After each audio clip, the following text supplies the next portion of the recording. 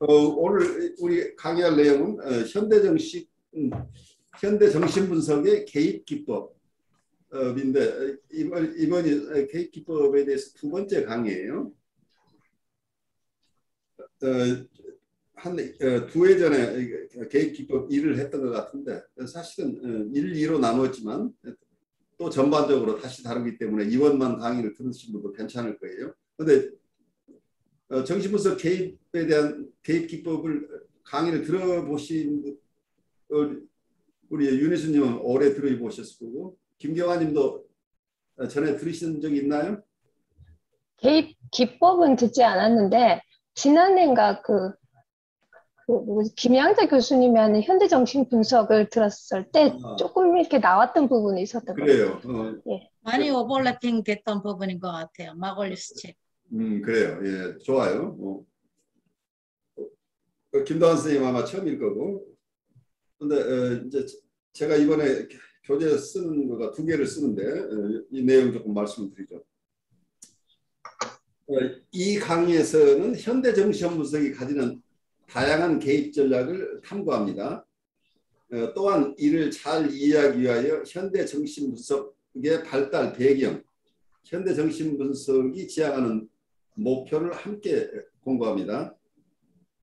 이 강좌에서는 저의 강의와 여러분들이 제시하는 사례나 경험을 중심으로 현대정신분석이 가진 다양한 이론과 전략이 임상에서 어떻게 이해되고 활용되고 있는지에 대한 활발한 토론이 이루어지기를 기대합니다. 또한 현대정신분석이 고전적인 정신분석이나 대상관계이론, 자아심리학, 자기심리학, 신경과학 등 다양한 학파의 이론과 기법에 대한 깊은 이해를 바탕으로 발전해 왔으며 임상에서 환자에게 실질적인 도움이 되는 한 다른 학파의 이론이나 기법을 폭넓게 존중하고 받아들이는 개방성을 가지고 있다는 점이 이 강좌를 통해서 여러분들에게 깊이 이해되고 수용되길 기대합니다. 그리고 이번에 여러분이 함께 공부할 책은 하나는 Selected Papers on Modern Psychoanalysis라는 마골리스 벤자민 마골리스라는 분은 현대정신분석가 중에 글을 가장 잘 쓰는 분 중에 한 분이에요. 그래서 스파티니스 책을 여러분들이 많이 읽을 기회가 있을 텐데 스파티니스보다 훨씬 더 논리적이에요. 그래서 아주 치밀한 글들을 쓰시는 분이라 이분 글을 읽으면 여러분들이 현대정신분석의 개념들을 아주 잘 파악할 수 있어요. 그리고 이분의 그 기법에 대한 정리도 아주 잘 정리되어 있어서 여러분들에게 도움이 되리라고 봐요. 이 교재는 1994년에 모던 사이코애널리시스 잡지에 특별판으로 이분 글만 모은 것들이 그때 발간된 거예요. 그 내용들 그때 거기에 포함된 논문들을 제가 여러분하고 같이 공부를 하는데 하나하나가 굉장히 보배 같은 아티클들이에요. 그래서 정신분석을 오래 공부한 분들도 매년 읽어도 그때그때 각각 또 다른 의미들을 찾아내요. 그래서 여러분들이 가까이 했으면 좋겠다 싶고 아마 이 마글레스의 글들은 제가 여러분들 선배 일기들은 2년 넘게 이 논문들 몇 편을 가지고 그 당시에 영어 원강을 했어요. 영어 원강을 정말 센텐스 바이 센텐스로 2년 넘게 이렇게 하면서 그 당시에 초기에 영어로 된 글들을 특히 정신분석에 관한 글들을 읽는 게 쉽지 않은 그런 상황에서 처음 트레이닝 과정에서 원서 강독으로 한 2년 정도 했던 게 많은 분들에게 도움이 됐던 것으로 기억이 돼요. 그래서 원서를 읽어서 그걸 소화해내는 능력들을 배양을 했는데 여러분들은 아마 영어 실력이 뛰어난 분들이니까 그런 원서 강독을 하지 않아도 충분히 이 내용들을 잘 파악하시는 분들이 이번 수업에 오신 것으로 생각을 하고 같이 공부를 해 나가겠습니다. 그래서 아마 이 책의 내용은 특별히 요약하지 않아도 될 거예요. 근데 두 번째 책은 내용이 많으니까 두 번째 책이 이모셔널 커뮤니케이션 이 책인데 이 책은 폴 겔트너라는 분이 2013년에 초판을 발행했는데 제가 이 책이 나오자마자 2014년인가 수업을 했어요. 이 책을 가지고. 이 이모셔널 커뮤니케이션이라는 책이 출간되자마자 아마 그 이듬해부터 제가 강의를 해왔는데 툴로 강의를 한 건 그때였고 그 뒤에도 모던 사이코애널리스트를 공부하면서 거기에 일부 논문들을 계속 이렇게 함께 공부해 오고 있어요. 그만큼 이분의 글이 정서의 커뮤니케이션이라고 하는 건 다른 쪽에서 보면 우리 역전이에 대한 이론이에요. 객관적인 역전이. 객관적인 역전이를 어떻게 이해할 것인가 하는 부분과 또 객관적인 역전을 어떻게 사용하는가 하는 문제예요. 근데 이분이 아주 뛰어난 부분은 이모셔널 커뮤니케이션을 역전이에 대한 이론은 굉장히 많이 정책이 발달되어 있는데 이분처럼 실질적으로 이 역전이를 객관적인 역전이를 활용해서 어떠한 상황에서 어떻게 커뮤니케이션을 할 것인가 이모셔널 커뮤니케이션을 직접 개입 기법으로 사용하는 것을 많은 예를 들어서 여기에 쓰고 있어요. 그래서 이거 우리가 한두 번 읽어서 다 알 수 있는 것은 아니지만 그리고 그분이 꼭 논리적인 글이라기보다 여러 본인이 체험한 임상 사례들을 여기에 굉장히 다양하게 설명하고 있어서 여러분의 임상에 큰 도움이 될 수 있는 책이라고 봐요. 그래서 최근에도 그분하고 우리 RCC에서 본인의 교과서를 가지고 다시 공부한다고 하니까 그분도 우리 하는 공부를 적극 지지하면서 자기의 이론을 우리가 소화하고 있다는 것을 굉장히 기뻐하세요. 이분은 뉴욕에서 일하시는 분이라 저하고 만나는 기회들이 있었어요. 이 책의 영어는 어렵지 않아요. 근데 내용이 많기 때문에 여러분이 수업 시간 내에 이걸 다 소화해낼 수 없고 이건 요약할 수밖에 없을 거예요. 근데 마그레스 책은 요약을 섬기는 것이 아니고 마그레스 책은 조금 여러분들이 전문 번역한 것을 가지고 하셔도 좋아요. 대신에 여기 폴 겔트너의 이모셔널 커뮤니케이션 부분은 요약된 것으로 하는 것으로 이렇게 하면 어떨까 싶어요. 그렇게 이해하시고 우선 세 분이 이 수업을 시작하면서 여러분들이 느끼는 생각, 여러분들이 이 수업에서 뭘 얻고 싶은지 또 어떤 기대를 가지고 이 수업을 시작하시는지 우리 잠깐 나누죠.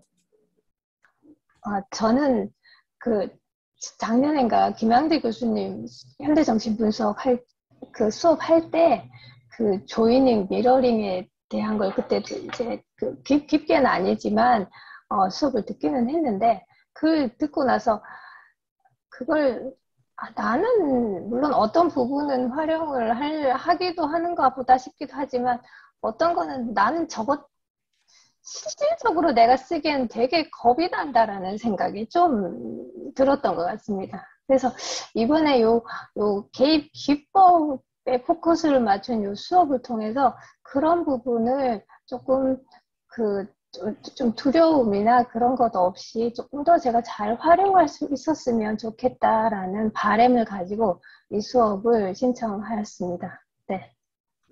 예, 좋습니다. 그래서 어떤 면에서는 조잉이나 미러잉의 코웃의 개념과 굉장히 유사한데 코웃도 엠퍼티를 중심으로 이렇게 이론을 펼치고 있기 때문에 근데 조금 다른 부분이 현대정신분석에서 조잉이나 미러잉이라고 할 때는 단순하게 공감뿐만 아니고 우리가 갖는 어떤 그 역전이들을 이것을 단순히 이해하는 지점에 있지 않고 본인이 가지는 상담자가 가지는 역전이 정서를 적절하게 필요한 경우에 내담자에게 어떻게 사용할 것인가 하는 이런 개입 기법으로 발달시키고 있는 게 독특해요. 개입 기법 중에 보통은 공감하는 쪽에서는 이고 디스타닉 한 개입은 거의 발달되지 않은 부분이에요. 이거 신타닉한 그 자아 동조적인 것.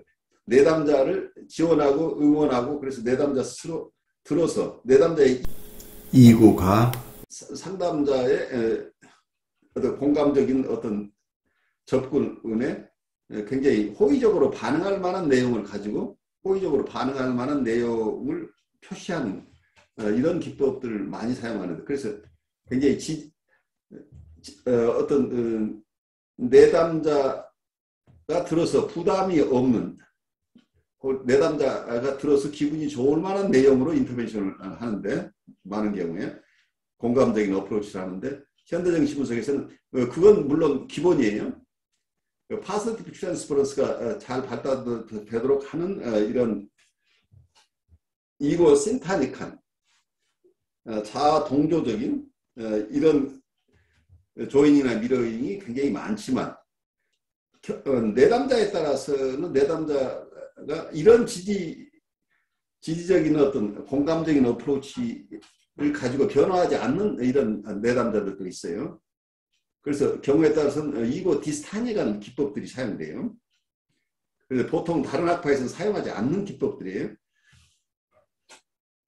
그래서 어느 분이 기분이 굉장히 나쁜데 자기가 지금 많이 화가 나 있는데 그 화난 정서를 그냥 그대로 수용해 주는 게 아니고 당신 지금 화난 것 같지만 사실은 그렇게 특별히 화날 이유가 없지 않느냐는 식으로 그 정서를 수용하지 않는 쪽으로 상담자가 접근하는 것보다는 화가 나 있으면 그 화난 정서에 조인하는 것.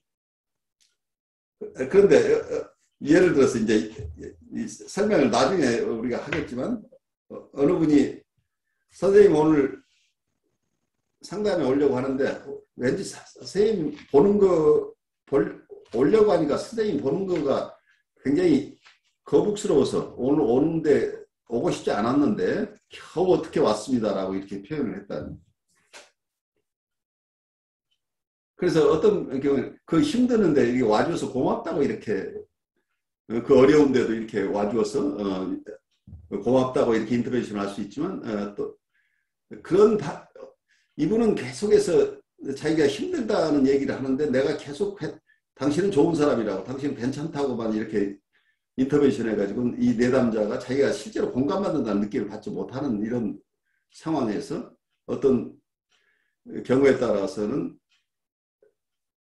당신이 오는 것이 굉장히 힘들었던 것 같은데 사실은 저도 당신 시간이 가까이 오면 왠지 내 힘들고 그리고 당신이 오늘 좀 안 왔으면 하는 생각도 들 때가 꽤 있는데 오늘 또 당신 나도 잘 모르겠는데 당신을 만나는 게 왜 이렇게 힘든지 모르겠다 라는 식의 정서 표현을 했다고 한다면 나도 당신을 보는 것이 참 힘들다는 정서 표현이 일어난 거죠. 그럼 내담자 입장에서는 자기가 선생님 만나는 게 사실은 굉장히 힘들다고 얘기를 했는데 상담자도 사실은 나도 당신 만나는 게 참 힘들어라는 얘기가 일어난 거예요. 이게 지금 이런 미러잉이라고 그러죠. 미러잉인데 이거 디스타니가 미러잉이 일어났어요. 이때는. 얼핏 들어서는 이 사람은 굉장히 기분 나쁜 얘기죠. 자기 보기 싫다는 얘기예요. 사실은. 난 사실은 선생님 보기 싫어서 오고 싶지 않았다는 얘기를 했는데 남들 당신 보고 싶었겠어? 라는 표현을 지금 한 거란 얘기예요. 근데 이 기법은 이런 이고 디스타닉한 어프로치들은 항상 통하는 게 아니에요. 근데 어떨 때 우리가 이분에게 굉장히 좋은 얘기만 해가지고는 그게 피상적으로 느껴지고 자기는 힘들어 죽겠는데 상담자는 자기의 정서를 전혀 이해하지 못한다고 느끼는 이런 내담자들의 경우에는 이쪽에서 본인의 정서와 같은 네거티브한 정서에서 자기에게 기분이 좋지 않은 부분이 있긴 하지만 또 한편에서는 이게 가장 공감적으로 들릴 수 있다는 얘기. 이게 어쩌면 이분에게 자기가 이해받는다는 느낌을 더 강하게 줄 수도 있다는. 그래서 조이닝이나 미러잉 중에 이고 디스타닉한 조이닝이나 미러잉이 워킹하는 경우에는 치료에 큰 전환이 올 수도 있다는 얘기예요. 도저히 본인이 이해받지 못하고 있다고 느끼다가 이런 조잉이나 미러잉이 이거 디스탄이라는 것들이 확실하게 적중하는 경우에는 굉장히 큰 치료 전환이 올 수 있고 지금까지의 태도하고 전혀 다른 태도를 이부 내담자가 가질 수도 있는데 여기에는 그만큼 리스크도 크다는 얘기예요. 아직 이것을 수용할 만한 입장에 있지 않은데 너무 빨리 이런 접근을 했을 때에는 오히려 치료 저항이 심각하게 일어날 수도 있기 때문에 치료 파괴적인 저항이 일어날 수 있기 때문에 굉장히 조심스럽긴 해요. 그렇지만 여러분들이 이런 기본적인 원리를 가지고 있으면 경우에 따라서 약간의 이거 디스탄이란 접근이 어떤 분에게 도움이 되는 경우들을 여러분이 체험하게 될 거예요. 그런데 임상 경험이 늘어나면서 여러분들이 좀 더 자유스럽게 쓸 수 있는 경우들이 더 늘어나겠죠. 그래서 여기서 이론으로 여러 가지 기법을 배우지만 바로 내 임상에서 바로 사용할 수 있는 것은 아니에요. 하지만 그런 사례나 그리고 이런 디스커션을 통해서 여러분들이 이런 경우에 이런 다른 기법의 가능성들을 배우는 것이 실제로 큰 도움이 될 수 있어요. 그래요. 우리 김교관님의 바람은 우리가 계속해서 담아 나가죠. 또 두 분도 잠깐 말씀 주시죠. 저는 옛날에 뭐 본 내용 아티클도 뭐 다 많지만은 임상을 하니까 임상하고 적용되어 보니까 새롭게 또 다가오는 부분이 있어서 참 다시 공부해도 언제나 좋다. 교수님이 말씀하신 것처럼 자기적 전이가 뭔가 실제로 또 이제 임상에서 조금이나마 조금 체험하고 나니까 좀 뭔가가 다가오는 게 있어서 그때마다 참 다르구나라는 생각이 들어서 예, 강의를 수강했습니다. 네, 반갑습니다. 저는 일단 말씀하셨다시피 임상에서 연결되는 부분이 마음에 많이 들었던 것 같아요. 그래서 이론이 더 이렇게 연결해서 현장에 어떻게 반영되는가에 대해서 관심이 많았었고, 그다음에 이번에 발제를 준비를 하면서 느꼈는데, 교수님 말씀대로 마골리스가 제가 몇 번 이제 발제한다고 논문들을 몇 편을 쭉 해봤는데 이분이 가장 잘 와닿는 거, 그러니까 논리적이라는 부분이 되게 좋았던 것 같아요. 그래서 이해가 좀 명료하게 되는 부분도 더 강하게 있어서 이 사람 글이 되게 내한테 잘 맞다 이런 걸 좀 느꼈었는데 교수님 이야기 하시니까 그 이유를 좀 알 것 같았고 뭐 임상에 연결하는 것이 표면적인 이유긴 하지만 이렇게 발제를 하거나 수업을 듣다 보면 사실 저 자신을 많이 알게 되는 게 제일 좋은 것 같아요. 이번에도 제가 자기애성이 좀 있다는 거는 좀 받아들이고 있는데 텍스트 하나하나가 네. 내가 이런 방어를 하고 있었구나 또는 이런 걸 아주 강하게 쓰고 있었구나라는 강한 뭔가 이렇게 임팩트를 주는 게 있는데 그게 되게 좋은 점인 것 같아서 그런 점을 좀 저 스스로에게 기대하고 있습니다. 네, 반갑습니다. 우리 아마 수업을 하다 보면 여러분들이 발제 내용을 다 소화할 수는 없을 거예요. 다 소화할 수는 없지만 발제하시면서 어떤 본인이 나누고 싶은 것들을 쭉 나누면서 여러분들이 토론 중심으로 이렇게 하셔도 좋아요. 그리고 혹시 그 과정 속에서 여러분들이 잘 소화되지 않는 부분이 있으면 그때 원문 가지고 필요한 부분이 있으면 보충하고 이렇게 하셔도 좋겠어요. 우선 김교관님 첫 번째 발제 시작할까요? 네, 시작하겠습니다. 첫 번째 발표에서 저는 전문 번역 말고 줄여는 거를 준비해서 줄을 쳐놨기 때문에 다 읽기는 많을 거라서 줄친 것만 하겠습니다. 네. 네, 첫 번째 페이지. 이번에 그 주제는 자기애적 전이에서 중첩 중첩된 자기와 대상 부분의 산물이라는 제목입니다. 처음에는 전이에 대한 개념을 설명하고 있고, 전이에서 첫 번째 페이지 3번의 전 오이디푸스기 환자는 환자에서 여기에서 내가 보기로는 우리가 오늘 수업이 3시간인데 이렇게 너무 띄엄띄엄 갈 필요는 없어요. 아, 네, 알겠습니다. 왜냐하면 우리가 지금 시간이 충분한데 아마 여기에 마골리스 글은 촘촘히 좀 읽고 그 뒤는 조금 요약해도 괜찮은데 그냥 우리가 줄친 정도만 읽어가지고는 전체로 우리가 도움을 받기 좀 어려울 것 같아요. 차라리 어때요? 지금 그럼 다 읽을까요? 그 원문 예. 전문 번역으로. 전문 번역을 읽으면서 여러분들이 중간중간에 이해 안 되는 부분은 바로 세워서 그때그때 제가 필요한 부분이 있으면 원문에서 여러분들이 혹시 이해 안 되는 부분은 제가 원서로 여러분들이 도와드릴 테니까 걱정 말고 전문을 가지고 이건 첫 번째 시간 하죠. 알겠습니다. 예. 자, 첫 번째 1번의 개념 부분 얘기하고 있습니다. 프로이트는 전이를 정신분석의 2가지 기둥 중 하나라 간주했고 다른 하나는 저항이었다고 합니다. 그에 비유해서 전이는 오래된 감정 경험의 새로운 판이나 복제이다. 의사에 의해 어떤 초기 사람을 대체한다 라고 했고, 비슷한 맥락에서 그린스는 전이를 그 사람에게 적합하지 않고 실제로 다른 사람에게 적용되는 사람에 대한 감정의 경험으로 정의를 하고 있습니다. 본질적으로 현재에 있는 사람은 마치 과거 사람이었던 것처럼 반응한다. 임상 이론에서 최근까지 과거는 환자의 오이디푸스 기간으로 이해해왔고 초기 인물은 그 기간의 중요한 대상에 지칭하는 것으로 이해되었는데 그 대상의 특징은 환자가 현재 분석가에게 속하는 것으로 이해되고 있다. 자, 여기서 제가 잠깐 좀 보완 설명드리면 이 논문의 제목이 자기애적 전이 Narcissistic Transference인데 The Product of Overlapping Self and Object Fields라는 부제를 달았어요. 이 부제는 그래 셀프 필드와 object 필드라는 이런 추상적인 개념을 썼죠.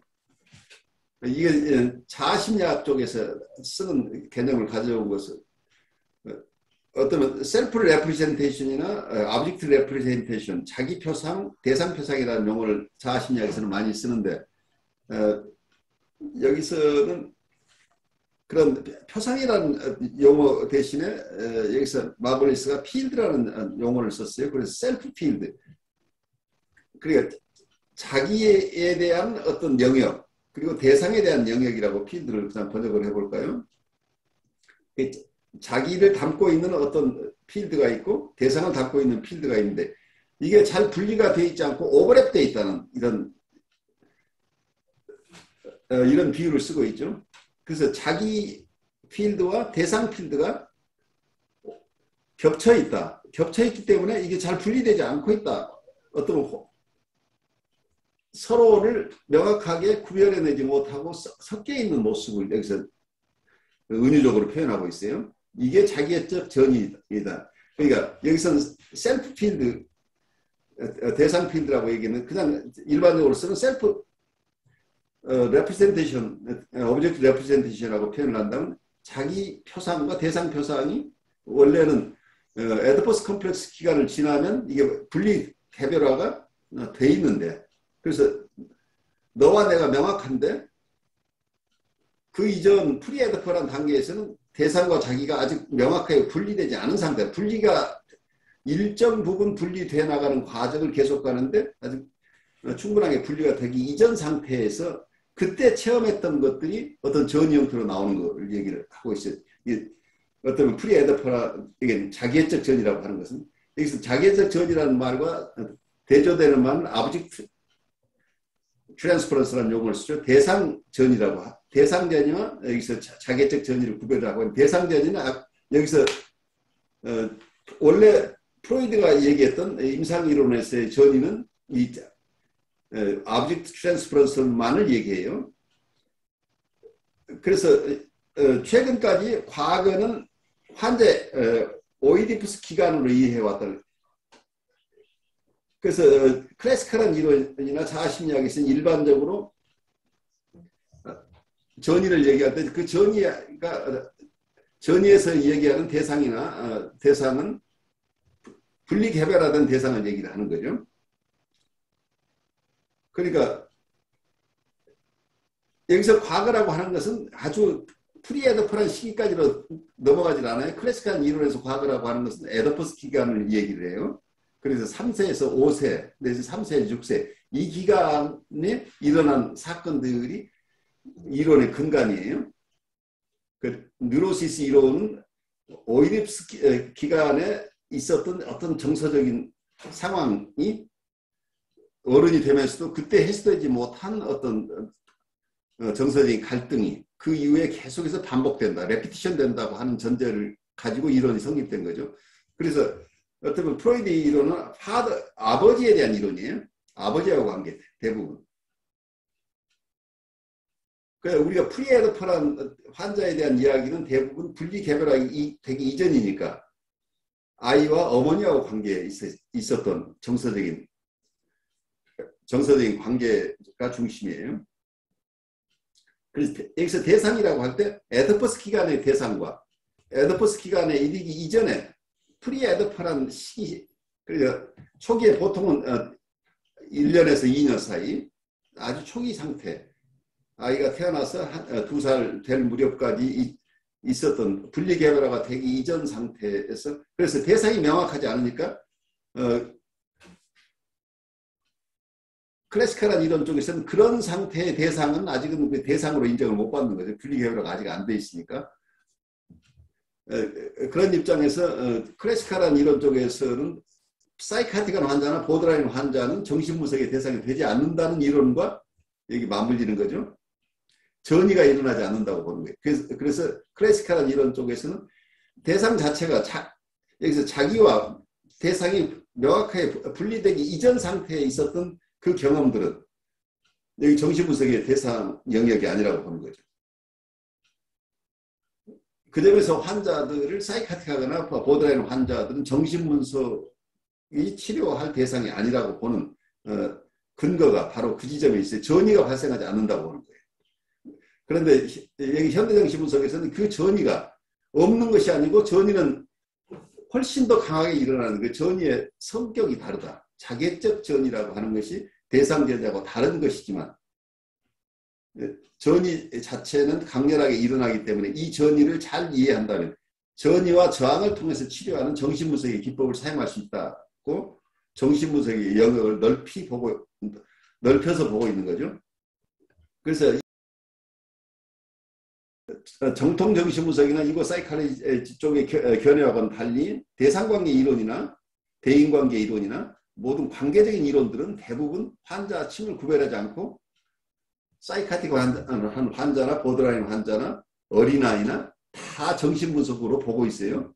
그런데 정통 정신분석에서는 이 전이 개념을 엄격하게 구별하고 있어서 그러한 전이가 일어나지 않는 현대정신분석에서 보는 대상 전이 상태가 되기 이전 상태의 어떤 자객적 전이를 가진 이런 분들에 대한 치료는 정신분석적인 기법에 의한 치료가 아니고 지지적인 치료나 어떤 다른 치료를 하는 것이 오히려 도움이 될 것이다 라고 해서 엄격하게 구별하고 있다는 거죠. 그런 점에서 현대정신분석은 이고 사이클라지나 클래식한 정신분석에서 잘 소화해내고 있지 않은, 거기에서는 일반적인 치료 대상이라고 보고 있지 않은 보드라인 환자나 사이카틱한 환자까지 치료 대상을 넓혔다는 점에서 큰 공헌을 하고 있어요. 그리고 특히 그쪽에 특화된 이론이기 때문에 여러분들이 특히 요즘처럼 사이카틱하거나 보드라인 환자가 주로 임상에서 여러분들이 만나야 될 분들이기 때문에 이 현대정신분석의 새로운 이론들을 담아내지 못하면 임상에서 고전적인 이론만 가지고는 이분들을 이해할 수 없다는 것이죠.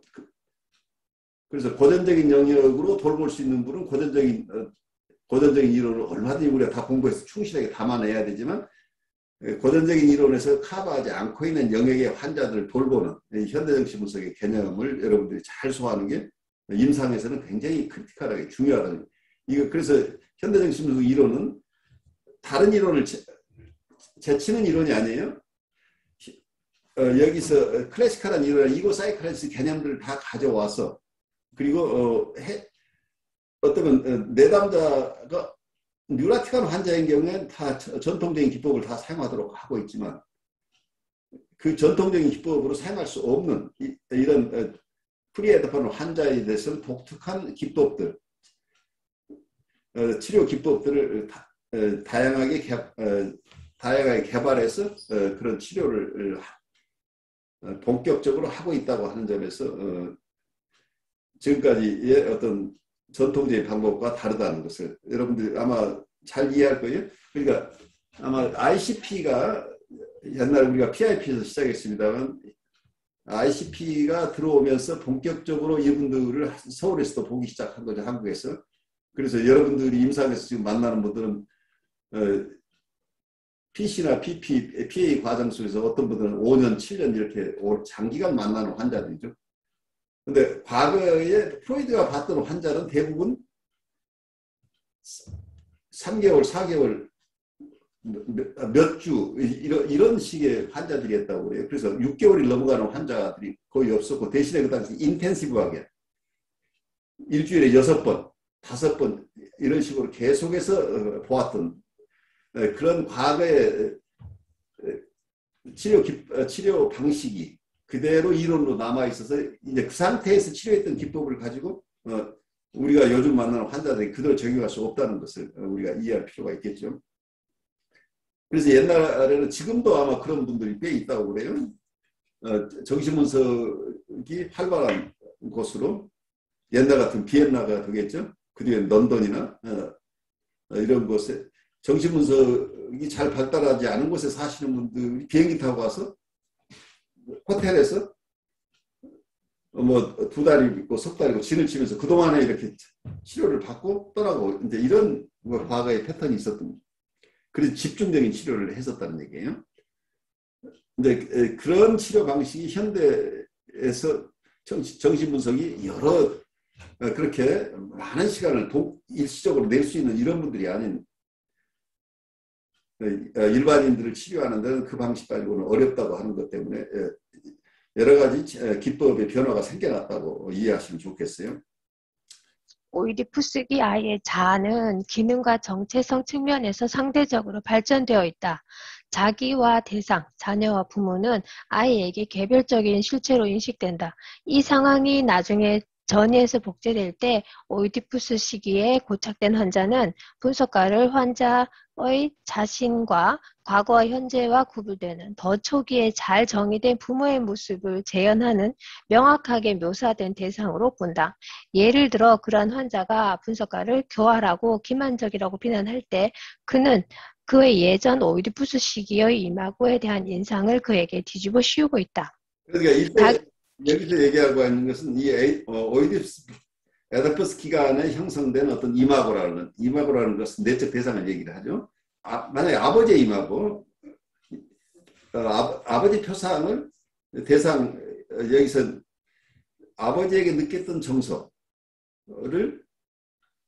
아버지가 가졌으리라고 느꼈던 그 정서를 지금 치료자에게 전이가 일어나는 경우에는 확실하게 아버지하고 관계에서 느꼈던 정서예요. 아버지하고 관계에서 아버지가 가졌으리라고 생각되는 그 정서를 치료자에게 투사하는 거죠. 그래서 그 명확한 자기의 정서와 대상의 정서를 구별할 수 있었다는 얘기예요. 대상과 자기가 구별되지 않은 게 확실하게 이건 내가 아버지하고 관계에서 느꼈던 정서야. 아버지에게 화난 것과 똑같이 지금 상담자에게 화가 나고 있다고. 그래서 명확하게 그 구별이 되는 거예요. 이건 자기 정서가 아니고 대상에 대한 대상과의 관계에서 대상이 가졌으리라고 생각되는 정서, 혹은 더 달리 표현하면 자기가 대상에게 느꼈던 정서, 이런 것이 전이가 된다는 게 명확하게 구별이 된다는 게, 클리어하게 대상과 자기가 구별되는 시기에 가졌던 어떤 이마고에 대한 얘기예요. 그런데 그 이전 초기 단계의 임하고는 다르다고 하는 것은 지금도 설명을 하는 거예요. 자기애적 환자는 이 장면과 다르다. 그가 고착되는 단계는 자기와 대상이 다양한 정도로 혼합되는 발달의 단계를 나타낸다. 나와 너는 별개의 존재가 아니다. 이 상태에 대해 말하자면 특성, 태도, 정서적 기질을 포함하여 내 것은 너의 것이고 너의 것은 나의 것이다. 만약 우리가 이 상황을 분석적 툴로 바꾸고 이것이 전 오이디푸스기 환자의 전이에 어떻게 영향을 미치는지 고려한다면 전 오이디푸스기 환자의 전이가 오이디푸스기 환자의 전이와 근본적으로 다르다고 결론 지을 의무가 있다. 전 오이디푸스기 환자가 그의 분석가에게 초기 삶의 인물로부터 전이 되고 있는 태도를 예를 들어 당신은 적대적이다 라고 말할 때 몇 가지 가능한 의미가 자신에게 보여준다. 전이 의미의 잠재력은 무한하며 초기 성숙 역사의 변모에 의해 촉진된다. 1. 그는 어머니를 적대적으로 경험했고 그의 어머니의 적개심을 내사하고 그것을 자신의 것으로 만들었고 지금은 분석가에게 재투사한다.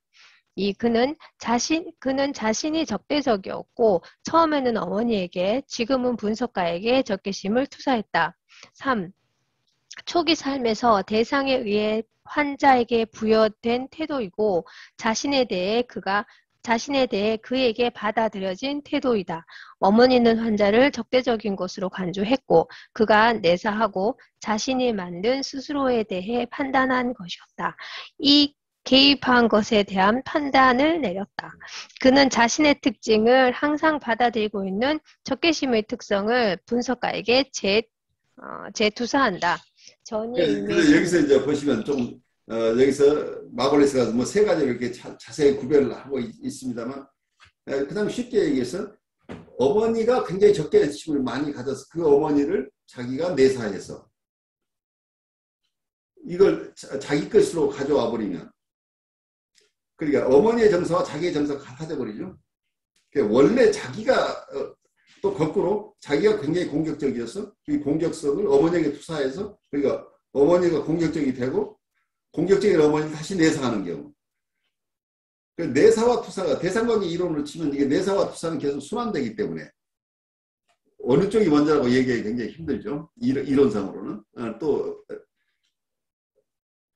멜라니 클라인의 이론에 의하면 우리는 원초적인 공격성을 가지고 있죠. 공격 본능을 가지고 있다고 한다면 아이는 태어나면서도 공격 본능을 가지고 있다고 할 수도 있죠. 그러면 아이는 처음부터 어머니에게 자기의 공격성을 투사하게 되면 이 공격성을 우리가 보통 프로젝트 아이덴티피케이션 용어를 쓰죠. 투사의 동시가 일어나 버린다고 한다. 어머니는 거기에 따라서 또 공격적인 모습으로 드러나게 되고, 그러면 공격적인 모습의 어머니를 다시 여기서 내사가 일어나니까 내사되면 또 이 공격적인 그 어머니 상이 자기의 내적 대상이 되고 그 내적 대상을 다시 투사하고 이런 과정이죠. 근데 이제 이거 사이칼로지하고 대상관계 이론이 여기는 많이 섞여 나와요. 여러분들이 컴버그의 이론을 들을 때도 컴버그는 이고 사이칼로지의 개념을 많이 가지고 오지만 대상관계 이론을 함께 접목하고 있기 때문에 어떨 때는 대상관계 이론이고 어떨 때는 이고 사이칼로지 개념들이 섞여 있어요. 여기서도 어떻게 그렇게 볼 수 있는 부분이 대상관계 이론을 가지고 지금 마골리스가 여러분들 세 분에서 설명을 하고 있어요. 그런데 또 한편에서는 이고 필드나 대상 필드라는 개념을 가지고 그걸 또 함께 다른 개념으로 함께 파악하고 있는 것으로 보여요. 그래서 여러분들이 좀 다양하게 볼 수 있는 이런 나름대로 분류법을 가지고 설명을 하고 있는 거죠. 그런데 아까 얘기대로 투사와 내사가 대상관계 이론에 의하면 계속해서 순환되고 있기 때문에 실제로 임상에서는 원래 이 공격성이 내담자가 가지고 있는 공격성이 먼저 촉발된 것인지 아니면 대상이 가지고 있던 공격성으로부터 출발한 것인지를 서로 그걸 분류해낸다는 것은 사실은 굉장히 어렵고 또 실제로 임상적으로 크게 의미 있는 것은 아닐 수도 있겠죠. 보통 우리가 어느 경우에나 우리가 아이들이나 어른의 성격 이론을 우리가 공부할 때 환경에 의해서 만들어진 부분과 타고난 부분, 그러니까 컨스티튜셔널한 부분과 인바이러먼탈한 부분이 클리어하지 않아요. 그래서 프로이드도 어쩔 때는 그 당시에는 너무 외적인 것에만 치중했다는 얘기를 들었는데 또 다른 사람은 프로이드를 비판할 때 너무 내적인 것에만 치중해서 외적인 현실을 무시했다. 본 것, 사람마다 다 평가가 다른데 우리 사람은 결국은 타고난 부분을 무시할 수 없고 그 유전적인 부분과 환경이 함께 만나서 이루어진 존재이기 때문에 이걸 다 규명해내는 것은 어렵다 이렇게 볼 수 있겠죠. 그런데 실제 임상에서는 그 원인이 어디에서 왔건 그런 가능성을 열어두고 그렇지만 우리가 현실적으로 이분들을 도울 수 있는 것은 유전적인 것을 우리가 변경시킬 수는 없는 것이니까 이미 타고난 것은 기존 있는 것으로 받아들여야 되니까 우리가 환경에서 오는 영향들을 얼마나 더 완화시킬 수 있는가 하는 쪽에 더 포커스를 맞출 수밖에 없다. 그런데 환경 때문에 그런 것이라고 우리가 이야기하는 것. 발생 자체는 여러 가지가 있을 수 있지만 분석가가 영향을 미칠 수 있는 것은 환경에서 형성된 부분이기 때문에 우리가 환경적으로 더 많이 본다 이렇게 이해하면 좋겠어요. 우리는 전 오이디푸스기 환자의 전이를 자기애적 전이, 오이디푸스기 환자의 전이를 대상 전이라고 부름으로써 이 두 전이를 구분한다. 이것은 오이디푸스 환자가 그의 오이디푸스 시기에 독특한 대상의 이미지를 분석가에게 전달하는 반면 전 오이디푸스기 환자는 분석가에게 그의 자기애적 시기에 흐릿하고 모호한 이미지를 전달한다는 것을 의미한다. 이런 후자의 이미지는 어린 아이로서의 환자 자신, 그의 환경에서 다양한 대상과 혼란스러운 자기 대상 구성과 같은 그 시기의 다양한 인물을 나타낼 수 있다. 그 초기에 자기와 대상 사이의 경계가 모호해지고 결과적으로 중첩됨으로써 아이는 자신의 정신에 보살피는 부모 상들의 태도를 구현하게 된다. 그러므로 아이의 자아는 자기의 시기의 모든 인물의 내면화된 표현을 포괄한다고 말할 수 있다. 분석에서 나중에 환자가 분석가에 대해 말할 때 그는 이 상들의 특성과 태도를 그에게 전가할 수 있지만 그는 결국 자기 자신에 대해서 말한다. 자기애적 전이를 구축하고 환자의 분석가의 심상을 이끌어내는 데 있어서 우리는 실제로 그의 자신의 심상을 이끌어내고 있다. 따라서 예를 들어 앞서 설명한 그의 오이디푸스 환자와 같이 전 오이디푸스기 환자가 분석가를 교활하고 기만한 사람으로 본다면 그는 자신에 대한 태도를 표현하고 있는 것이다. 표준 분석 용어로 이것은 투사된 이미지라고 부르며 이것은 약식의 자료로서의 역할을 할 수 있다. 그러나 자기애적 전이를 투사와 같은 자발적인 방어 메커니즘의 기능으로 덜 생각하고 중첩된 자기와 대상 영역의 산물로 더 생각하는 것이 치료적으로 유용하다. 여기서 이해하는 방법이에요. 여기서 방어적인 메커니즘, 디펜스 메커니즘으로 이런 현상을 이해할 수도 있지만 여기서 마골리스는 여기에 자기의 셀프 필드하고 대상 필드라는 개념으로 이 어떤 두 개의 자신의 영역과 대상의 영역이 중첩되는 것으로 이해하는 것이 더 효과적이지 않느냐 하는 제안을 할 뿐이에요. 이것도 굉장히 추상적인 얘기죠. 여기서 자기애적 전이라는 용어를 코웃도 한동안 썼는데 나중에 코웃은 이 용어로 다른 용어로 바꿨죠. 셀프 오브젝트 트랜스퍼런스라는 용어를 썼죠. 자기 대상 전이라는. 그래서 자기 대상이라는 게 셀프 오브젝트를 처음에는 셀프 대시 오브젝트를 쓰다가 나중에 그것이 대시를 빼고 셀프 오브젝트라는 한 말로 쓰면서 셀프 오브젝트 자기 대상이라는 개념을 사용해서 전이도 자기 대상 전이라는 개념으로 코웃의 이론이 진화해요. 그러면서 과거 이고 사이칼리스트의 일부로서 기능하는 쪽으로 계속 자기 이론을 가져오다가 나중에 독립된 자기 심리학이라는 새로운 어떤 학파를 형성해 나가는 과정 속에서 이분이 자기애적 전이라는 개념을 자기 대상 전이라는 개념으로 이렇게 바꾸어서 사용하게 됐다고 여러분들이 그냥 알려드려요. 두 번째 부정적 전이와 치료에 대한 시사점. 자기애와 대상의 전이의 차이를 이해하는 것은 우리에게 오이디푸스 환자와 구별되는 자기애 치료에 대한 귀중한 통찰력을 제공한다. 오이디푸스 환자가 분석가에게 태도를 부여할 때 분석가는 대상 전이에 근거하여 해석할 수 있다. 예를 들어 아버지가 당신에게 이렇게 보였으며 그에 대해 이렇게 느끼는 것입니다. 환자는 언어와 2차적 과정의 사고를 명령하면서 비교적 성숙한 사람으로 오이디푸스 상황을 경험했었다. 그 해석은 이제 그에게 해결되지 않은 오이디푸스 갈등과 그것이 환경과의 관계에 어떤 영향을 미치는지에 대한 통찰력을 제공한다. 그것은 두 상황에서 모두 존재하는 구어, 스포큰 월드에 의해 그의 현재 전이 감정과 원래의 오이디푸스 감정 사이의 연관성을 만든다. 결과적으로 그것은 그가 무의식에서 아버지에 대한 적대적인 생각과 감정을 불러일으키고 그것들과 관련된 갈등으로부터 자신을 해방시킬 수 있게 해준다. 그러니까 여기서 뭐냐면 정신분석적인 치료는 전이에 의한 치료라고 보고 있죠. 정신분석을 굉장히 엄격하게 해석하는 학파가 있고 정신분석을 넓게 해석하는 학파가 있는데 가장 근본적인 것은 전이, 트랜스퍼런스와 저항, 리시스턴스, 전이와 저항을 중심으로 환자를 치료한다.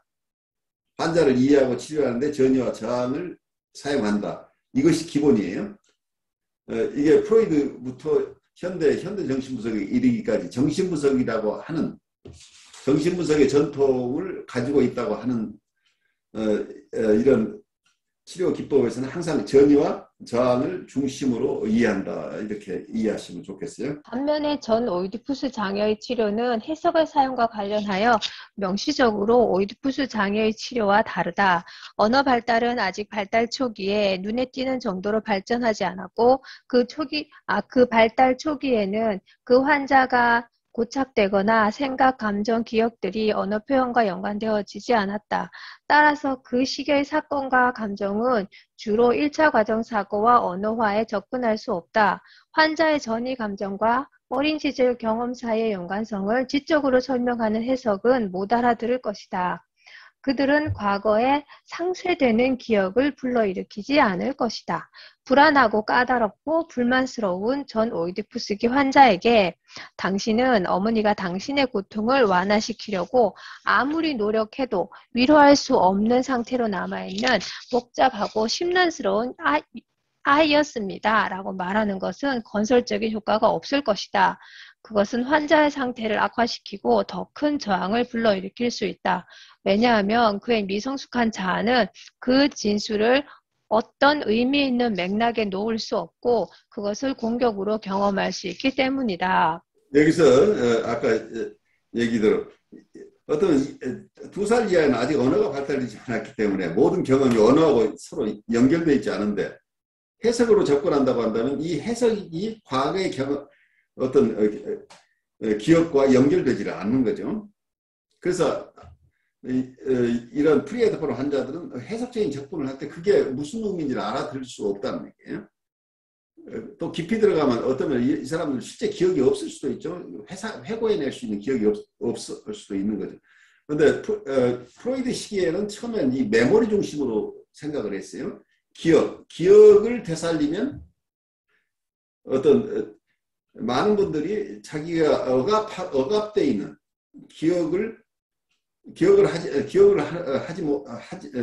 기억 대신에 반복을 한다고 했어요. 레피티션이라는. 레피티션이 액팅아웃 형식으로 나온다. 이렇게 본 거죠.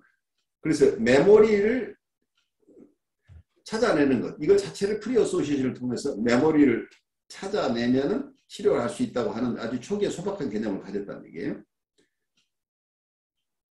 그러기 위해서 자유현상을 해서 과거의 경험을 회복하. 그런데 프레이드의 환자는 보통 3세에서 5세 이 정도의 에더파라 시기에 일어난 사건들이기 때문에 상당히 메모리 쪽에 접근할 가능성이 있는 시기의 환자층이라고 볼 수 있겠죠. 어떤 과거의 정서적인 어려움의 근원적인 원초 경험들이 그래도 조금 큰 아이들인 거죠. 3세에서 5세 정도 되면. 그런데 지금 현대정신분석에서 도와주고 있는 많은 환자들, 프리헤드폰 환자들은 첫 생에 1년, 2년 이런 시기에 있었던 이런 어떤 경험들이 있기 때문에 이 당시에는 언어도 없어요. 그러니까 언어는 어떤 면에서는 세컨더리 프로세스 띵킹을 가능하게 하지요. 보통 수상적인 논리적인 사고가 가능해지는데 초기에는 여기서 아이들은 초기에는 1차적인 사고방식이란 우리가 무의식에서 꿈속에서 우리가 워킹하는 사고방식들이죠. 꿈속에서 현재와 과거와 미래가 없고 하나가 둘과 합쳐지기도 하고 끝과 시작이 꼭 일정한 것도 아니고 내가 다른 사람이 되기도 하고 다른 사람이 내가 되기도 아주 복잡하죠. 이 사고들이 논리적인 게 아닌 어떤 팬타시의 세계들이죠.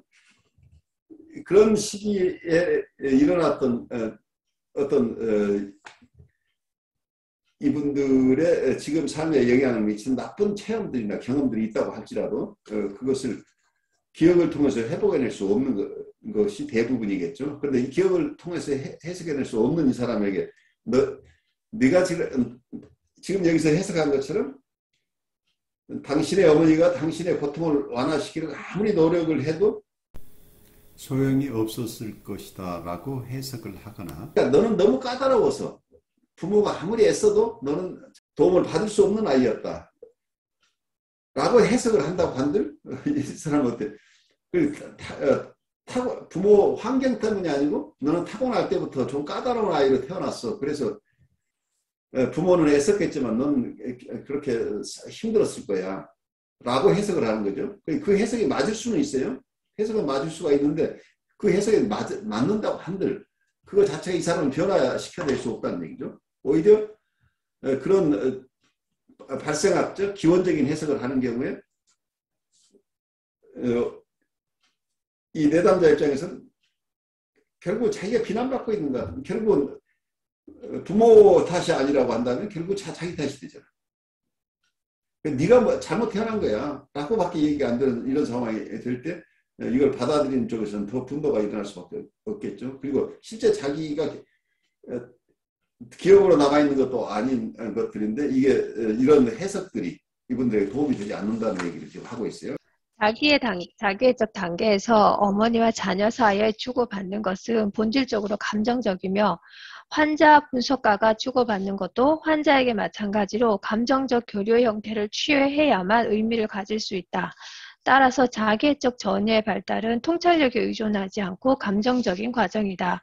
자기애적 전이는 스파트니츠의 말로 환자가 발달 과정에서 충족되지 않는 대상에 대한 기본적인 성숙적 욕구를 드러내려는 시도이다.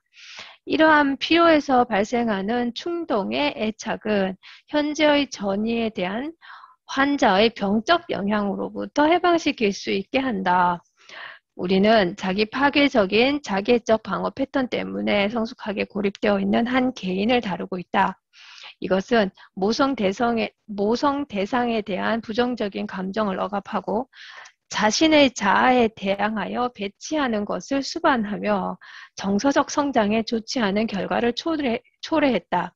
자기애적 전이는 환자에게 수용 대상의 존재 하에서 그러한 오래된 감정을 다시 경험할 수 있는 기회를 제공하고 환자가 생후 1년 동안 수행한 생존을 위한 투쟁을 복제할 수 있는 기회를 제공한다. 그것은 환자가 자신의 감정, 특히 분노 감정을 동원해서 초기 대상에 대리하는 분석가에게 언어로 풀어줌으로써 자기애적 시기의 갈등과 고착을 버리는 데 도움이 된다. 따라서 감정의 방출은 감정의 성장을 촉진하는 데 도움이 된다. 그렇기 때문에 자기애적 전이의 발달은 부정적인 전이의 측면에 특히 가중된다. 왜냐하면 그것은 환자에게 그러한 감정을 언어화할 수 있는 자유를 주기 때문이다. 공격성의 성공적인 동원과 언어적 해방은 자기애적 자아의 성숙한 전개의 열쇠가 된다. 무엇이 환자의 동원된 분노가 엎질러져 분석가를 파괴하는 것을 막는가? 분석가의 기술력은 물론 그 과정을 통제하고 공격성을 수용 가능한 언어 표현으로 전환시키는 데 있어서 가장 중요하다.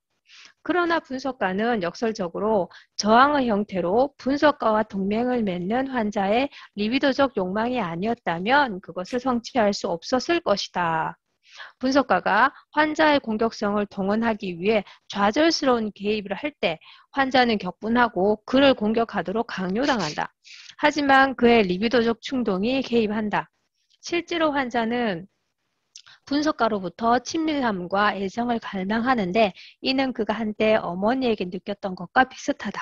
분석가에 대한 이런 리비도적 투자는 환자가 한때 좌절감을 느끼는 어머니를 보호했던 것처럼 환자의 공격적 욕동의 파괴성으로부터 분석가를 보호하도록 유도한다. 환자는 분석가에게 분노를 돌리는 대신 분석가를 보호하고 자신을 공격한다. 이것이 자기애적 방어로서 환자의 공격적 감정의 표현에 대한 분석에서의 가장 큰 장애로 작용한다. 그것은 환자에 의한 공격으로부터 분석가를 보호하지만 환자의 공격적 감정 표현에 대한 전반적인 저항을 제공하는 비용으로 그것을 달성한다. 이러한 관점에서 보면 자기애적 전이는 환자에 의한 자기애적 방어의 패턴화뿐만 아니라 점진적으로 느슨해지고 사라짐의 재경험으로 생각될 수 있다. 환자는 분석가를 보호하고 자신을 공격하는 것으로 시작한다. 그는 파괴적 충동성을 재조정하는 법을 천천히 배우고 분석가를 공격하는 것에 대한 저항을 포기한다. 따라서 자기애적 전이는 분석의 최소한의 자극적이고 위협적이지 않는 환경에서 먼저 공격성을 내면화하는 병리적 과정을 강조한 다음 환자가 방출의 오래된 경로를 포기하고 파괴적인 충동을 외부화하도록 도와줌으로써 과정을 뒤집는다. 이러한 목적을 위한 고유한 매개물로 구어를 사용한다. 환자는 모든 것을 말하고 그들에게 행동하거나 통제불능으로 정신증으로 퇴행하는 것에 대한 두려움 없이 모든 감정을 말하는 것을 배운다. 자기애적 전이의 발달과 공격성의 점진적인 방출로 지금까지 공격적 욕동을 점검하기 위한 투쟁에서 소비했던 성적 욕동이 이제 해방되고 그 에너지를 대상을 향해 지향하게 된다. 환자는 점점 더 협조적이 되고 자신의 감정, 생각, 환상, 기억을 자유롭게 표현한다. 작업 동맹과 대상 전이가 구체화되기 시작한다. 여기까지 내용이 굉장히 압축되어 있어요. 이분 글을 읽으면 참 주옥 같은 글이에요. 어쩌면 다른 글들에서 굉장히 많은 페이지를 가지고 사례하고 이렇게 섞어서 많이 설명하는 것들을 아주 짧은 글 속에 다 담아내는 아주 굉장히 논리적인 글이에요. 그래 하나하나 따라가면 여러분들이 그냥 조금 임상이 깊어지면서 점점 더 세밀해지지만 처음 읽어도 논리적으로 따라가는데 굉장히 큰 도움을 주는 글이죠. 여기서 나르시스틱 디펜스라는 개념이 어쩌면 굉장히 중요한 개념이에요. 이게 스파틴스의 개념인데요. 보통 유아의 어머니하고 경험 속에서 좌절이 프러스트레이션이 생기면 공격성이 생기죠. 프러스트레이션, 어그레션, 뭔가 우리가 어른이건 아이건 자기가 원하는 게 있는데 이 원하는 게 주어지지 않고 좌절될 때 공격성이 생기는데 일반적으로 이 공격성이 있으면 공격성이 대상을 향해서 대상을 공격하면 병이 안 생겨요. 그런데 어린아이 입장에서는 자기가 이 세상에 믿을 수 있는 것은 어머니밖에 없는데 자기가 어머니를 공격한다는 것은 아이로서는 선택할 수 없는 것이라는 얘기, 대부분의 아이들이. 그래서 그 공격성을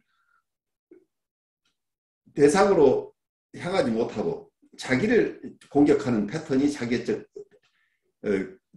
방어라는 얘기예요. 그 어그레션 자체가 셀프를 향하게 된다. 근데 셀프가 여기서 그냥 단순하게 얘기를 하고 있는데 좀 다양해요.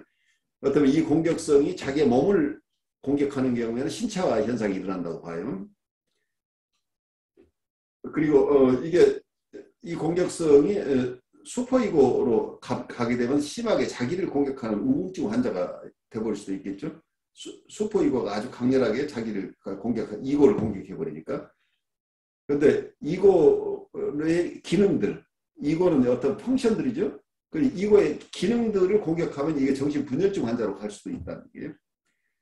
다양한 형태로 일어나요. 다양한 형태, 크게 뭐 예를 세 가지를 들었는데 그 이외에도 다양한 형태로 이 공격성이 제대로 방출되지 못함으로 생기는 이런 질병을 스파트니가 아주 정밀하게 본 거예요. 그래서 자기애적 환자들은 자기를 너무 사랑하는 사람들이 아니고 자기 안에 공격성을 가득 담고 있는 사람이다. 그래서 사랑 때문이 아니고 공격성 때문에 병이 생긴다고 하는 이런 어떤 인사이트를 스파트니가 굉장히 클리어하게 얘기하고 있어요. 그래서 이게 임상에서도 마찬가지라 이 자기애적 환자들은 자기가 좌절이 생겨서 지금 분노가 일어났어요. 전이가 생겨나니까 과거의 원대상과 관계에서 자기가 자기를 잘 수용해주지 않던 대상과의 느꼈던 정서를 우리에게 지금 투사한다고 한다면, 그런데 이 대상이라고 하는 게 아까 얘기대로 자기와 너와 내가 네 것도 내 것, 내 것도 내 것 하는 이제 이런 상태죠. 자기애적인 사람들은. 그러니까 엄마도 나고, 엄마는 다 내 거고, 엄마는 나고, 나도 엄마고 이런 상태. 대상과 자기가 잘 구별되지 않은 상태인데 어쨌든 이런 상태에서 엄마하고 관계에서 좌절됐던 정서가 있으면 이 화나는 것을 엄마한테 잘 표현해야 되는데 표현 못하고 결국 자기가 철수해버리거나 어떤 이게 언어로 표현하지 못하면 여러 가지 행동화가 일어나 버리기도 하죠. 심리 내적으로 이걸 해소하지 못하면 여러 가지 행동화나 자기 파괴적인 행동화가 일어나기도 하고 또는 자기의 신체화로 일어나기도 하고 심한 우울증으로 가기도 하고 정신분열증으로 가기도 하고 어떤 과거에 얘기했던 컨버전이라고 하는 것 전환신경증 같은 자기 신체화 여러 다양한 모습으로 이런 것들이 일어날 수 있는데 임상에서는 이 현상을 바꿔줘야 돼요. 자기애적 방어 때문에 병들어 있는 사람을 자기애적 방어를 하지 않을 수 있는 환경을 만들어 주려면 이분들이 과거의 방출 패턴이 행동하나 자기 파괴적인 방식으로 자기의 공격성을 처리하지 않고 자기를 공격하거나 이런 쪽으로 하지 않고 건강하게 공격성이 방출돼야 낫는다는 가설을 가지고 있어요. 건강하게 방출한 가장 좋은 방법은 언어로 표현하게 하는 것. 버벌라이제이션이라는. 언어화를 통해서 자기 안에 있는 공격성이 바르게 방출될 수 있도록 도와주는 것이 프리헤드블 환자 치료에 굉장히 중요한 관건이라고 보고 있어요. 이 공격성을 잘 다루지 못하는 분들이기 때문에 이게 잘못하는 행동화가 일어날 수 있기 때문에 행동화가 일어나지 않으면서 언어로 잘 방출할 수 있도록 도와주는데 그 과정 속에서 이분들 정서적인 성숙이 일어난다는 얘기예요. 그래서 현대적 신문사에서는 머추레이션 에이전트라는 말을 쓰고 있어요. 성숙 도움이라는 얘기예요. 여러분이 도움이라는 말 별로 좋아하지 않을 것 같긴 한데 성숙 도움이 내담자가 정서적으로 성숙할 수 있도록 도와주는 역할을 하는데 이 사람들은 정서적인 발달이 안 돼요. 왜냐하면 자기 안에 화만 잔뜩 있잖아요. 어그레션이 가득 있는 사람들이 이 어그레션이라는 것에 묻혀가지고 섬세한 감정들이 발달하지 않고 있겠죠. 그런데 이 어그레션들을 잘 방출할 수 있도록 도와주게 되면 섬세한 이 사람의 사랑의 정서도 살아나고 여러 가지 다양한 섬세한 정서들이 발달할 수 있도록 도와주는데 그 다양한 정서들을 느끼고 표현할 수 있도록 도와주면 이분이 성숙해진다. 그래서 우리 역할은 머추레이셔널 에이전트인데 우리가 이분들 직접 교육하는 게 아니고 간접적으로 도와주는 것이다. 그래서 인다이렉트 에이전트라는 용어를 써요. 간접적인 도움이다. 이분들 교육적인 방법으로 억지로 하는 게 아니고 간접적으로 이분들 스스로 이분들 안에 있는 힐링 파워들이 사용될 수 있도록 이분들 돕는 거가 이제 구체적으로 앞으로 우리가 공부를 해야 될 부분이겠죠. 이분들이 안전한 환경 속에서 잘 보호받는 환경 속이 돼야 자기의 공격성을 언어로 표현할 수 있겠죠. 내가 무서운 환경 속에 있다고 한다면 이 사람은 그렇게 할 수 없겠죠. 그래서 어떻게 하면 이분들이 지금까지하고 다른 방식으로 자기 안에 있는 정서적인 어려움들, 특히 공격성들을 언어로 표현할 수 있도록 도와주느냐 하는 것이 어쩌면 우리 개입기법의 가장 중요한 관건이에요. 그래서 자기애적 방어, 자기애적 나르시스 디펜스를 어떻게 이런 상태의 분들을 돕는 방법을 강제로 이 디펜스를 내려놓게 만들어낼 것인가. 이분들의 자기 방어가 심한 사람들을 갑작스럽게 그 무장해제를 시키면 이분들 살아남지 못할 수 있어요. 그러니까 이 공격성이 가득하고 이 방어를 내려놓도록 하게 되면 어때요? 이 공격성이 치료자를 바로 공격하게 되겠죠. 그렇게 되면 치료 파괴적인 상황이 일어나버려, 행동가 일어나 버리니까. 그런데 이게 정제되게 절제 있게 언어로만 표현되도록 도와주는 이 과정, 그 대신에 안전한 환경 속에서 이분들의 공격성이 처리될 수 있도록 한다는 게 어쩌면 좀 상징적으로 얘기하면 시한폭탄인데, 시한폭탄이 아무나 다룰 수 있는 게 아니에요. 시한폭탄 제거반들이 가서 조심스럽게 이 시한폭탄을 해체하는 과정이죠. 그래서 이 프리에드폰 환자의 치료는 저는 어떤 이미지네이션 속에서는 시한폭탄 제거반들이라고 봐요. 그래서 이쪽에 특별한 훈련을 받지 않고 이 공격성을 이해하지 못하는 분들이 이분들을 돕다가는 어쩌면 그 내담자와 함께 치료자도 같이 시한폭탄이 터져서 같이 죽는 사태가 생겨난다는 얘기예요.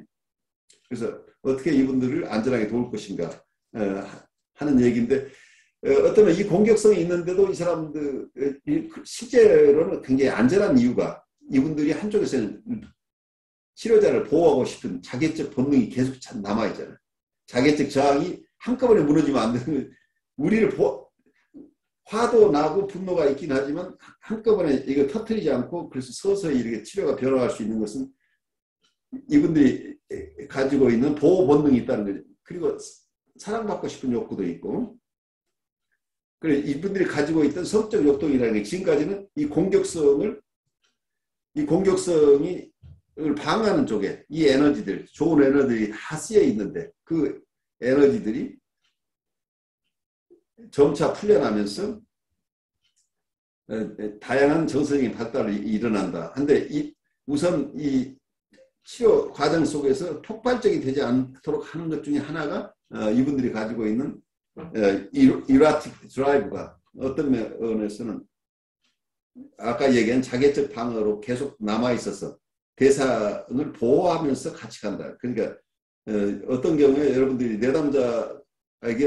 내담자가 굉장히 내가 뭔가 개입을 잘못해서 내담자가 굉장히 나에게 크게 공격을 할 거라고 하는데도 어떤 경우에는 그렇게 한두 번 우리가 실수해가지고 그렇게 위험하지 않은 이유가 이분들이 계속 자기애적 방어를 통해서 우리를 보호해내고 있다는, 환자들이 우리를 보호한다는 것도 이해를 하시는 게 좋겠어요.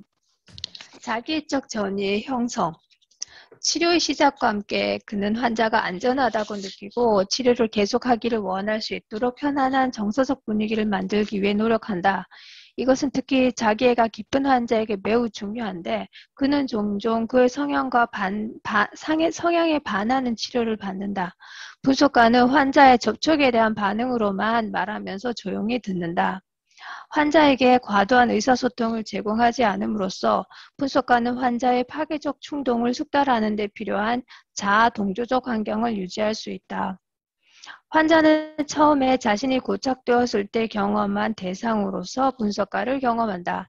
이것은 매우 초기의 대상 없는 시기일 수 있고, 분석가는 환자에게 감정적으로 전혀 존재하지 않는다. 엄밀히 말하면 그 기간 동안 환자에게 존재했던 대상이 없었기 때문에 우리는 이 시점에서의 전이를 대상과 관련된 것으로 말할 수 없다. 전이된 것은 원래 비관련성이다.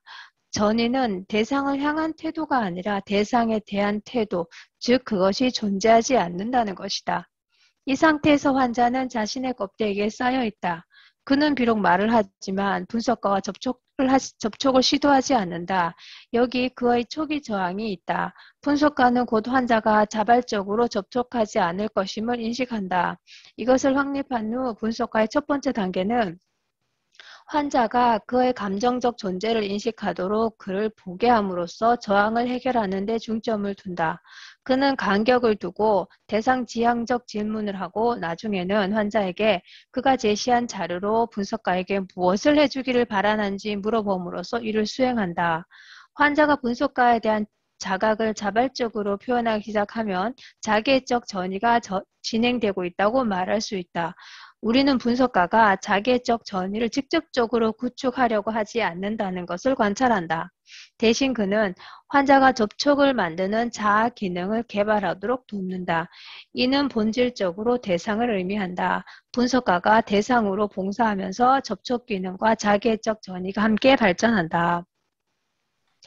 저항의 해결을 통한 자기애적 전이의 출현에 대한 앞의 설명은 전이 구축 과정의 하나의 모델을 제시한다. 1. 환자는 자기에 열중한다. 2. 분석가는 대상지향적 질문을 한다. 3. 환자는 분석가에게 직접적으로 말함으로써 분석가의 인식을 유지하기 시작한다. 4. 이것은 자기애적 전이의 발달의 시작을 나타낸다. 분석이 진행됨에 따라 다른 유형의 개입, 즉 조이닝 및 미러링이 필요한 다른 형태의 저항이 나타난다. 그러나 목표는 동일하다. 환자가 저항의 해결, 접촉 기능 및 언어 의사소통을 통해 자기애적 전이를 개발하도록 돕는 것이다. 자, 여기서 자기애적 정신분석적인 치료는 전이가 발생해야 치료가 된다고 그랬죠. 그럼 이 프리헤드폰 환자는 자기애적 전이가 발생해야 되는, 자기애적 전이는 그냥 생겨나는 게 아니에요. 자기애적 전이가 일어나도록 하는 역할이 상담자의 역할이라는 얘기죠. 그 빌딩 더 나르시스틱 트랜스퍼런스라는 것은 우리의 책무라는 얘기예요. 그냥 내담자가 자기애적 전이를 일으키지 않는다는 거죠. 만났다고 그래서. 물론 그렇게 내담자에 따라서는 처음부터 오면서부터 전이를 드러내는 경우도 있지만 치료상 의미 있는 자기애적 전이는 계속적인 어떤 상담자의 노력에 의해서 자기애적 전이가 점점 강화돼서 내담자가 원래 그러니까 어린 시절이 체험했어야 될 모든 것을 수용해주는 심바이오시스를 뜨는 공생관계에 있었던 어떤 공생관계에서 만날 수 있었던 그런 대상을 우리가 배워준다는 얘기입니다. 그 과정 속에서 정서적인 발달이 일어나도록 도와주는데 그 역할을 하는 게 처음부터 바로 직접적으로 어떤 것을 할 수 있는 게 아니고 환자가 자기한테 초기 환자는 마가렛 말러가 얘기했던 정상적인 오티즘이라는 노멀 오티즘 단계라고 얘기했던 게 초기에 처음 한 달 정도는 아이가 태어났어도 그냥 외부 대상을 전혀 인식하지 않고 자기 안에만 있다. 여기에 대해서는 이론들이 많아요. 발달 이론이. 그렇지만 어쨌든 이 개념을 가져오는데 어떤 내담자가 임상이 왔을 때 처음 어떤 환자는 전혀 컨택을 하지 않고 자기 혼자 아무 얘기도 안 하고 있는 환자일 수도 있어요. 이런 상태에 있을 때 여러 가지 기법이 좀 쉽지 않아요. 어떤 임상에서는 몇 달, 2개월, 3개월씩 와서 아무 얘기 안 하고 그냥 잠만 자고 가는 환자도 내 슈퍼바이저 중에 만난 분들이 있어요. 그래서 각각 구체적으로 보지만 그렇지 심한 경우가 아닌 경우에는 대상을 향한 질문을 해준다. 당신이 어땠어요가 아니라 이분이 들어서 부담되지 않은 그 이거에 부담이 되지 않은 질문이라는 게 대상을 향한 질문이라는 얘기예요. 당신 오늘 기분이 어때요? 당신 계획은 무엇이에요? 라고 묻는 게 아니고 혹시 가족들은 요즘 어떻게 지내시나요? 오늘 오면서 만났던 분은 아니면 당신 친구는 요즘 전번에 만났던 그 친구가 요즘 어떻게 얘기하고 있나요? 라고 대상을 향한 질문 이분이 대답하기 쉬운 그런 질문을 통해서 그러면 이분이 내가 질문하는 것이 하나의 마들링이 되죠.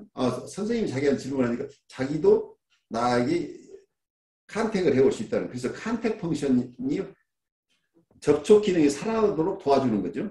그래서 이제 어떤 관계가 시작된 초기 단계에 자기애적 전이가 발생하기 시작하는 거죠. 그래서 이게 편안하게 자기 얘기를 할 수 있도록 도와주는 초기 단계를 얘기해요. 그런데 여기서는 그런 얘기를 하기 시작하면 그때 정서적인 그게 조이닝하라 미러잉하는 이런 과정들을 통하고 또 그 내용들을 컨테이닝하고 아까 또 얘기 필요할 때는 마들링을 하고 여러 가지 기법들을 우리가 사용하겠죠. 근데 이 초기 단계 얘기를 하고 있어요. 이 시점에서 자기애적 전이는 존 오이디푸스키 자아의 성숙한 전개에 중요한 열쇠 역할을 한다는 것을 스스로에게 상기시키는 것이 유용할 수 있다. 환자와 분석가의 언어 교환은 대화에 대한 환자의 저항을 교대로 제기하고 해결한다. 이 과정은 분석가에 대한 공격적이고 긍정적인 감정의 방출뿐만 아니라 감정적, 지적, 상황적, 과거 및 현재의 삶의 이야기를 모든 것을 말할 수 있는 환자의 급성장하는 능력을 동반한다. 이 내러티브에서 사실과 환상, 생각, 꿈, 기억, 우리가 진보적 의사소통이라고 부르는 노력에 대한 세부적인 축적과 선별은 감정적 성장을 위해 오랫동안 잠복해 있던 잠재력을 동시에 충족시킨다. 여기다 간단히 중요한 개념이 하나 나왔어요. 여러분들이 저항이라는 개념을 현대정신분석은 뭘로 보냐면은 프로그레시브 커뮤니케이션이 일어나지 않는 상태를 저항이라고 그래요. 그러니까 프로그레시브 커뮤니케이션이라는 용어를 기억하면 좋겠어요. 우리말로 뭐 전향적인 의사소통이라고 할까요? 뭔가 의미 있는 의사소통이 지속되면은 환자하고 치료 동행이 잘 진행된다고 이렇게 얘기할 수 있는데, 그렇지 않은 경우에 프로그레시브 커뮤니케이션이 일어나지 않는 상태는 저항의 상태다. 그러면 이 저항을 해소해야 된다. 이런 얘기를 할 수 있겠죠. 분석가의 역할, 분석가는 누구인가? 환자는 그에게 어떤 역할을 할당하는가?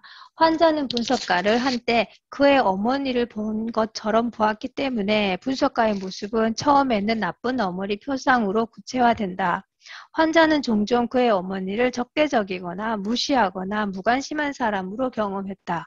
그는 모든 적대감을 가지고 자신의 자아에 부모의 표상을 주입했고, 그 결과 그는 자신을 똑같이 적대적으로 여기게 되었고, 그의 어머니가 그를 미워했던 것처럼 자신을 미워하게 되었다.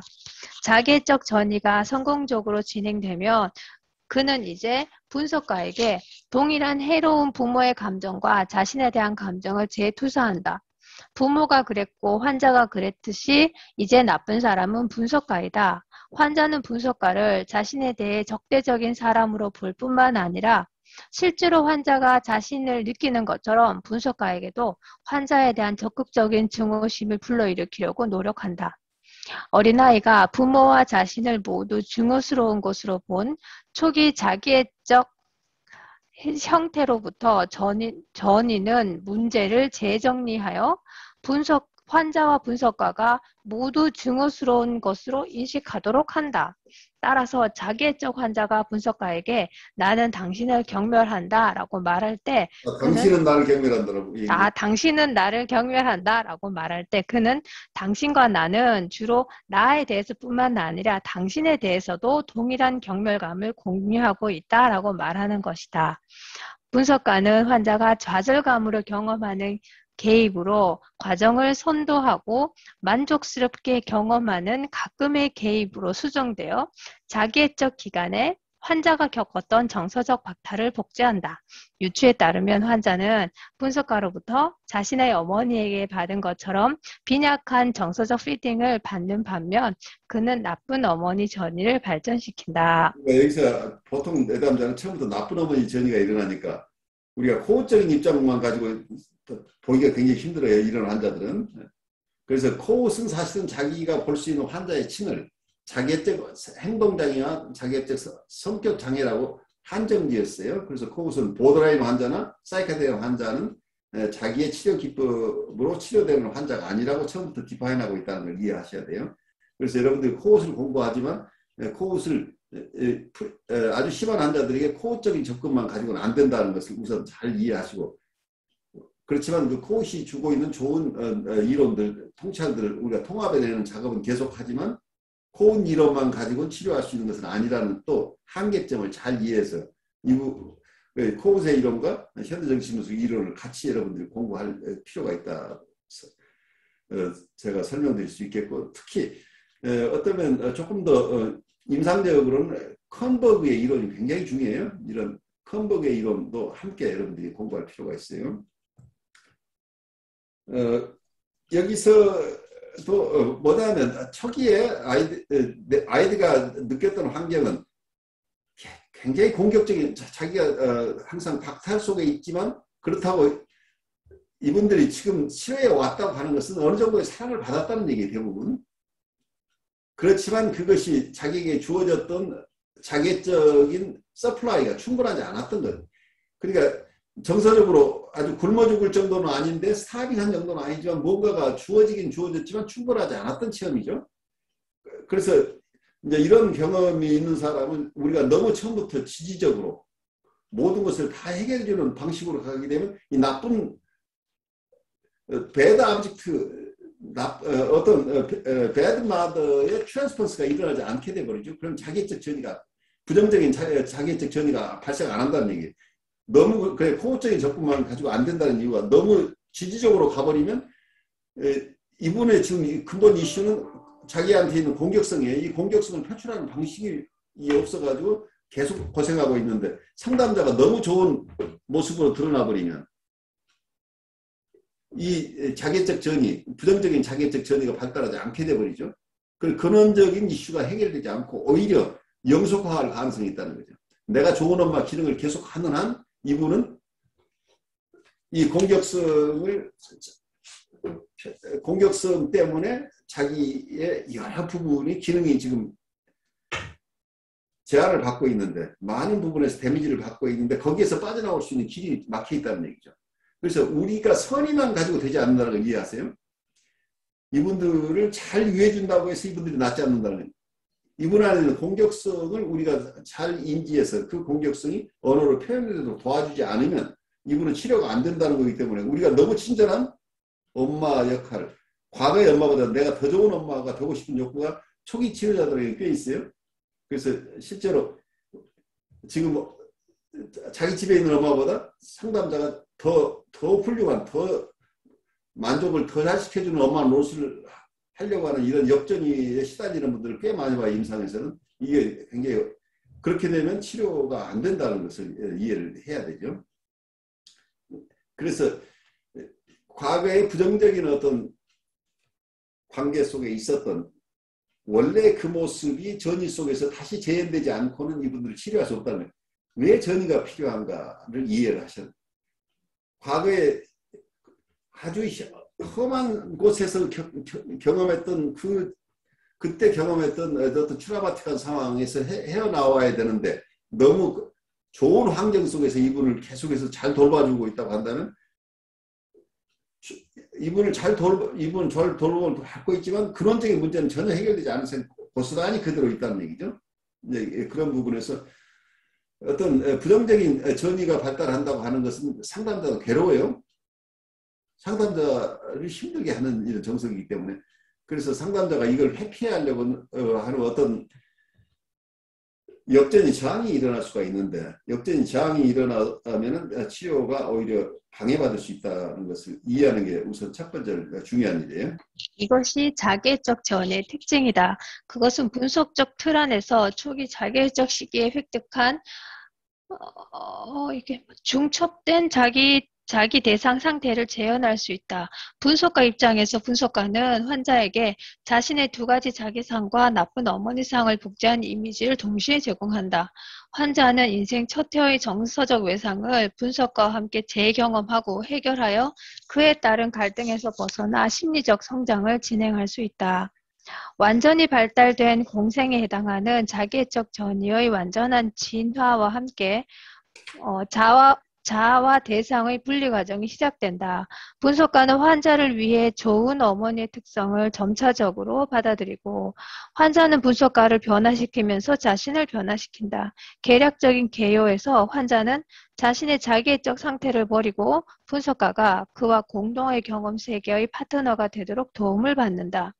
환자는 이제 분석가가 동시에 분리되고 자신의 일부라고 보고 따라서 자신의 자기애적 발달의 공생적 단계를 전이에서 재현하게 된다. 치료의 모든 시작과 많은 중간 단계는 자기애적 전이의 개화로 대표되는 환자와 분석가의 감정적으로 완전한 공생결합의 진화를 촉진하는 데 관여한다. 거기에서 환자는 공생적 유대가 해소되고 분석가와 감정적으로 분리되는 느린 단계로 진행된다.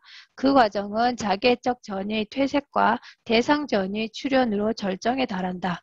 따라서 자기애적 전의 성공적 발전은 그 자체 내에서 자신의 전달과 대상 전이로의 변형의 논리를 수반한다.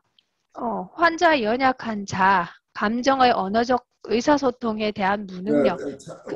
여기서 자신의 전달이라고 표현된 부분이 successful development of the narcissistic transference therefore carries within itself the logic of its own passing and its metamorphosis into object transference. 이 말은 무슨 얘기냐면 자기애적 전이가 성공적으로 발달한다는 것 그 자체는 그 안에 자기애적 전이가 결국 its own passing이라 그 상태를 벗어나는 것을 얘기하는 거예요. 자기애적 상태가 발달한다는 건 자기애적 상태가 소멸한다는 얘기예요. 결국은 자기애적 상태가 충분하게 발달하면 결국은 이 자기애적 상태가 사라지고 대상 전이가 발생하는 것이 그 속에 포함되어 있다는 거예요. 그러니까 자기애적 전이의 온전한 발달이라고 하는 것은 그 안에 지금까지 발달의 원인이 자기애적 전이가 소멸하고 대상 전이가 발달하는 것이 그 속에 숨겨져 있다는 얘기예요. 이해하시겠죠? 그러니까 나비는 그 벌레에서 나비가 된다고 그러죠.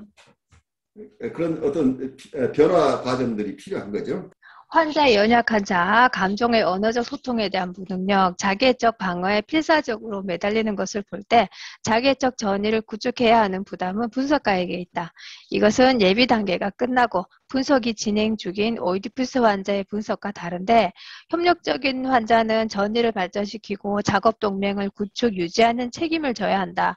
물론 자기애적 환자는 협력적이지 않으며 그를 작업 동맹의 충실한 사람으로 전환시키는 작업은 자기애적 전이 구축과 정확히 관련이 있다. 그는 처음부터 이 일을 할 능력이 없고 심지어 저항하기 때문에 자기애적 전이를 구축하는 책임을 지는 것은 분석가에게 있다. 그의 임무는 단지 말하는 것일 뿐이라고 한다. 다른 모든 것은 분석가에게 맡겨진다. 분석 과정을 방해하는 장애물이 발생하면 환자는 다음과 같이 비난한다. 왜 내가 당신을 그렇게 불안하고 우울하게 만들었을까요? 내가 왜 당신이 제 시간에 오도록 도와주지 않나요? 당신이 감기와 두통을 앓을 정도로 내가 왜 일을 제대로 하고 있지 못할까요? 이 절차는 환자가 자신의 저항에 대한 긴장을 풀어줄 뿐만 아니라 동시에 환자의 주의를 분석가에게 끌어들이는 방식으로 자기애적 전이를 구축하는 데 도움이 된다. 예, 마지막에 질문 한 세 가지가 나왔죠. 이게 오브젝트 오리엔티드 퀘스천이라는 거예요. 대상을 향한 질문이에요. 그러니까 자기애적 전이가 발달하고 혹은 작업 동맹이 만들어지고 하는 것은 온전히 상담자의 책임이라는 얘기예요. 왜냐하면 내담자는 처음부터 그런 능력이 없는 사람이야. 그래서 이런 능력이 없는 사람은 클래식한 정신분석에서는 정신분석적 치료의 대상이 되지 않는다고 봤던 이유예요. 그런데 그런 능력이 없는 사람을 치료한다는 전제이기 때문에 전통적인 이론으로는 이분들은 치료할 생각을 하시면 안 되는 거예요. 새로운 치료 기법을 통해서만 이분을 도울 수 있게 되겠죠. 그래서 여기서 대상을 향한 질문이라는 게 뭐예요? 당신은 왜 이것을 못합니까가 아니라 내가 왜 당신을 도와주지 못했을까요? 그래서 그 책임을 이 대상 속에 오브젝트 속에서는 상담자가 대상 중에 가장 중요한 대상이에요. 그래서 책임을 내가 가져오는 거죠.